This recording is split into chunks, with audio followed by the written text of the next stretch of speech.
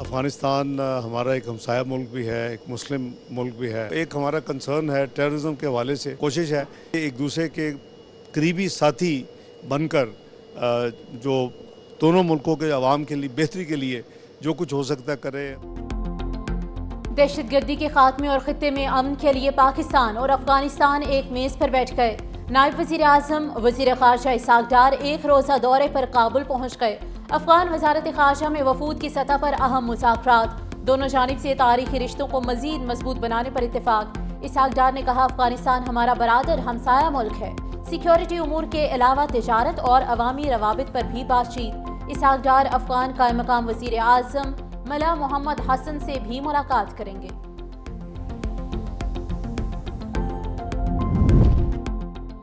وزیر خزانہ Muhammad Aurangzeb world bank اور آئی ایم ایف کے اجلاسوں میں شرکت کے لیے امریکہ روانہ۔ وزیر خزانہ چین، برطانیہ، سعودی عرب اور ترکیہ کے وزراء خزانہ سے بھی ملاقاتیں کریں گے۔ امریکہ کے اعلیٰ حکام سے ملاقاتیں بھی دورے کا حصہ۔ وزیر خزانہ سرمایہ کاری فورمز اور سیمینار سے خطاب بھی کریں گے۔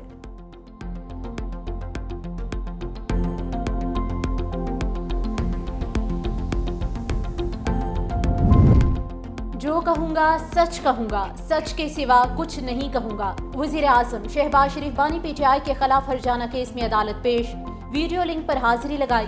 لاہور کی سیشن کورٹ میں بانی پی ٹی آئی کے وکلاء کی وزیر اعظم سے جراح کے دوران وزیر اعظم شہباز شریف سے سوال کیا گیا، آپ تسلیم کرتے ہیں کہ آپ کا دعویٰ ڈسٹرکٹ کورٹ میں دائر نہیں ہوا؟ شہباز شریف نے جواب دیا، میرے پاس لکھا ہے کہ دعویٰ ڈسٹرکٹ جج کے پاس دائر ہوا۔ بانی پی ٹی آئی کا 1 کروڑ روپے لینے کا الزام بار بار ٹی وی پر دہرا گیا۔ کسی میڈیا ہاؤس کو فریق نہیں بنایا، نہیں جانتا پروگرام کہاں سے آنر ہوئے۔ شہباز شریف نے تحریک انصاف کے سربراہ کے خلاف 10 ارب ہرجانے کا کیس دائر کر رکھا ہے۔ بلاول بھٹو کی کینالز منصوبے پر وفاقی حکومت سے علیحدگی کی دھمکی۔ 25 اپریل کو سکھر میں تاریخی جلسے اور احتجاج کی کال۔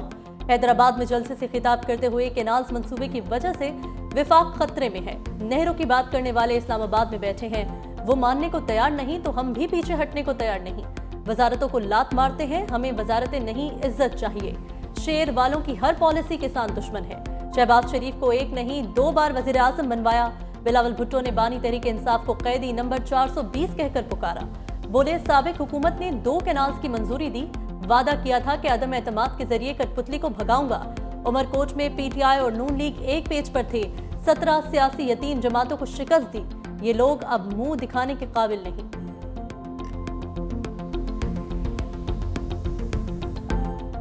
انشاءاللہ آپ لوگوں کی مدد سے چیئرمین بلاول بھٹو زرداری صاحب سندھ کے حصے کا 1 قطرہ پانی بھی کسی کو لینے نہیں دیں گے۔ کوئی بھی کنال انڈس ریور سسٹم پہ نہیں بننے دیں گے۔ ہم اپنا حق لینا جانتے ہیں، اس لیے کہ ہمارے پیچھے یہ عوام کھڑی ہے۔ کینال کا منصوبہ جس کو سندھ کی عوام نے مسترد کیا ہے اس کو ختم کیا جائے۔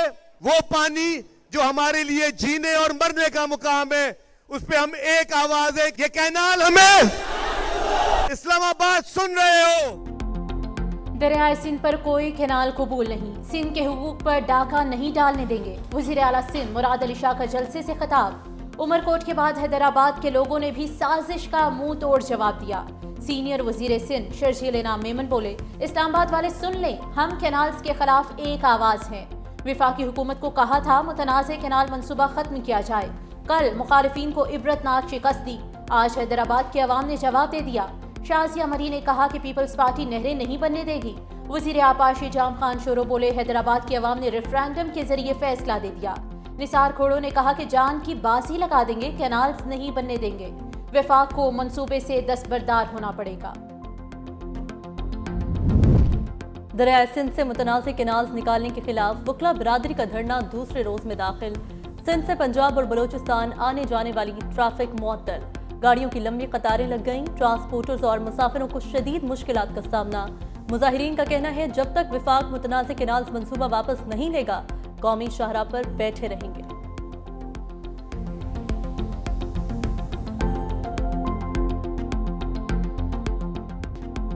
وزیر اعظم کی سربراہی میں زرعی شعبے کی بحالی، جدت اور پائیدار ترقی کے اہداف کے تحت اعلیٰ سطح کا مشاورتی اجلاس۔ وزیر اعظم شہباز شریف نے کہا زراعت کے شعبے میں جو ترقی کرنی چاہیے تھی وہ نہیں ہوئی۔ زرعی ملک ہونے کے باوجود کپاس، گندم اور دیگر اجناس درآمد کر رہے ہیں۔ دنیا کے دیگر ممالک زراعت میں ترقی کر کے آگے نکل گئے اور ہم قوم کے قیمتی وقت ضائع کرتے رہے۔ وزیر اعظم کی زرعی ڈیجیٹلائزیشن، دیہی علاقوں میں اسمارٹ فون اور انٹرنیٹ کی دستیابی بہتر بنانے کی ہدایت، کسانوں کی استعداد کار میں اضافے کے لیے نجی اور سرکاری شراکت داری سے تربیتی پروگرامز کے آغاز پر بھی اتفاق۔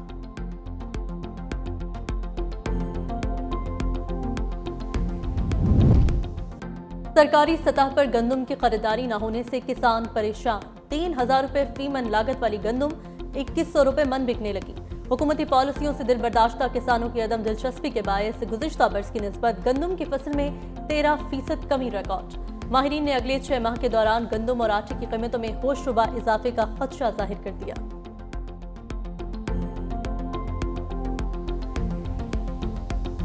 پاکستان سخت موسمی سسٹم کے زیر اثر آ گیا۔ خیبر پختونخوا کے مختلف علاقوں میں آج بھی ژالہ باری کی پیش گوئی۔ محکمہ موسمیات نے الرٹ جاری کر دیا۔ پی ڈی ایم اے کے مطابق خیبر پختونخوا میں بارشوں کے باعث حادثات میں 2 افراد جاں بحق، 9 زخمی ہوئے، 11 گھروں کو جزوی نقصان پہنچا۔ چترال کے ندی نالوں میں 20 اپریل تک سیلابی صورتحال کا بھی خدشہ۔ فلیش ایڈوائزری کے پیش نظر ملازمین کی ہفتہ اتوار کی چھٹیاں منسوخ کرنے کا فیصلہ۔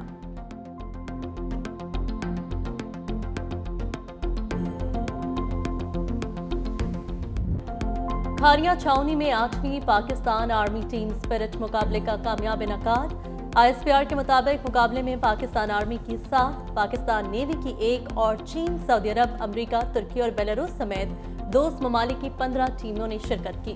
آرمی چیف جنرل سعید عاصم منیر کی بطور مہمان خصوصی اختتامی تقریب میں شرکت۔ ایکسرسائز میں شریک ٹیموں کی پیشہ ورانہ صلاحیتوں، حوصلے اور جذبے کو خراج تحسین پیش کیا۔ کہا پاک فوج نے ہمیشہ کردار، جرأت اور مہارت جیسی سپاہیانہ خصوصیات کو برقرار رکھا اور دہشت گردی کے خلاف جنگ میں بھی اپنی خصوصیات کا مظاہرہ کیا۔ بنگلہ دیش، جرمنی، مصر، کینیا، میانمار اور تھائی لینڈ کے نمائندوں نے مبصر کے طور پر مشق کا مشاہدہ کیا۔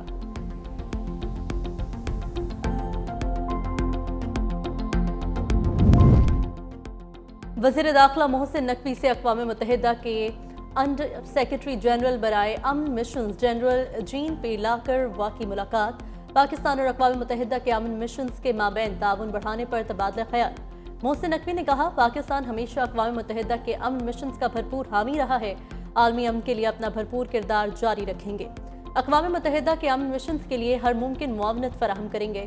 اقوام متحدہ کے امن مشنز کو مؤثر بنانے کے لیے جدید ٹیکنالوجی کا استعمال انتہائی ضروری ہے۔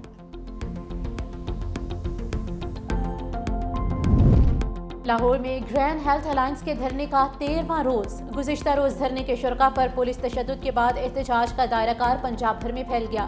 لاہور سمیت پنجاب بھر کے ہسپتالوں کی او پی ڈیز میں کام بند۔ لاہور کے میو، جنرل سروسز، چلڈرن اور گنگا رام سمیت دیگر ہسپتالوں میں کام بند۔ او پی ڈیز کی بندش سے مریض علاج معالجے سے محروم۔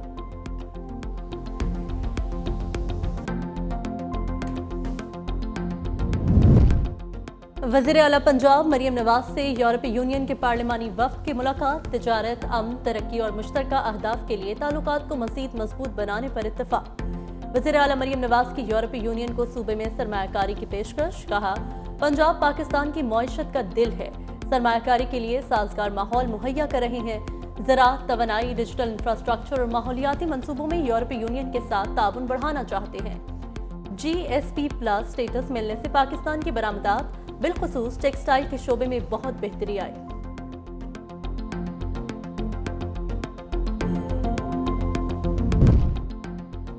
جعلی لاگ ان کے ذریعے صارفین کی تفصیلات اور او ای ٹی پی چوری کرنے کا انکشاف۔ نیشنل سرچ نے جی میل اور مائکروسافٹ صارفین پر سائبر حملوں کا الرٹ جاری کر دیا۔ حملوں سے حساس ڈیٹا، ای میلز اور فائلز لیک ہونے کا خدشہ بڑھ گیا۔ رپورٹ کے مطابق رواں سال صارفین کو دھوکہ دینے کے واقعات میں 18% اضافہ ریکارڈ کیا گیا۔ اداروں کو فوری حفاظتی اقدامات اور لاگ ان سسٹمز جانچنے کی ہدایت۔ کراچی ناردرن بائی پاس پر مویشی دوست منڈی میں قربانی کے جانوروں کا نیا شہر آباد۔ میئر کراچی مرتضی وہاب ایشیا کی سب سے بڑی مویشی منڈی کا افتتاح آج کریں گے۔ ناردرن بائی پاس مویشی منڈی میں فیملی فیسٹیول عید الاضحیٰ تک جاری رہے گا۔ مختلف شہروں سے گاڑیوں میں لدے قربانی کے جانوروں کی آمد کا سلسلہ جاری۔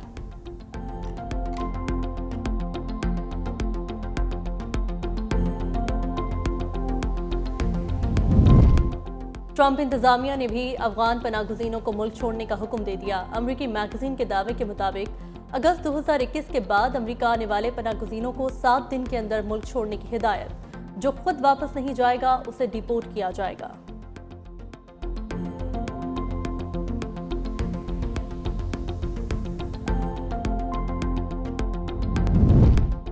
अमरीकी सदर डोनाल्ड ट्रंप और बरतानवी वज़ीर आज़म कियर स्टार्मर के दरमियान टेलीफोनिक राबता, यूक्रेन अमन मुज़ाकरात और मशरिक़ वस्ता में इलाकाई सलामती पर तबादला ख्याल, दो तरफ़ा तजारत पर भी गुफ्तगू। सदर ट्रंप ने कहा कि अमरीका की चीन के साथ अच्छी बातचीत है। ईरान जौहरी हथियार नहीं रख सकता। ईरान ने जौहरी प्रोग्राम पर मुआहिदा ना किया तो हमला कर सकते हैं। चाहता हूँ ईरान एक अजीम मुल्क बने।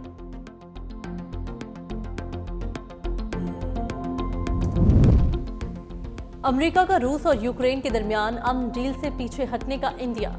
अमरीकी वज़ीर ख़ारजा मार्को रूबियो ने कहा, ये तय करना है कि यूक्रेन जंग खत्म करना मुमकिन है भी या नहीं। अगर फरीकैन संजीदा दिखाई दिए और जंग रोकना मुमकिन हुआ तो कोशिश करेंगे, वरना हमारे पास दीगर तरजीहात मौजूद हैं। दूसरी जानिब रूस और यूक्रेन के दरमियान जंगी कैदियों और लाशों का तबादला। रूस ने 909 फौजियों की लाशें यूक्रेन के हवाले कर दी। यूक्रेन ने 43 फौजियों की लाशें रूस के सुपुर्द कर दी।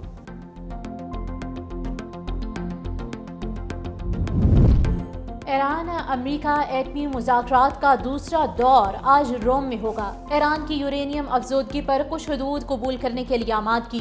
ईरानी हुकाम का कहना है कि अमरीकी सदर डोनाल्ड ट्रंप से जमानत मांगी है कि वो मुआहिदे से दस्तबरदार नहीं होंगे।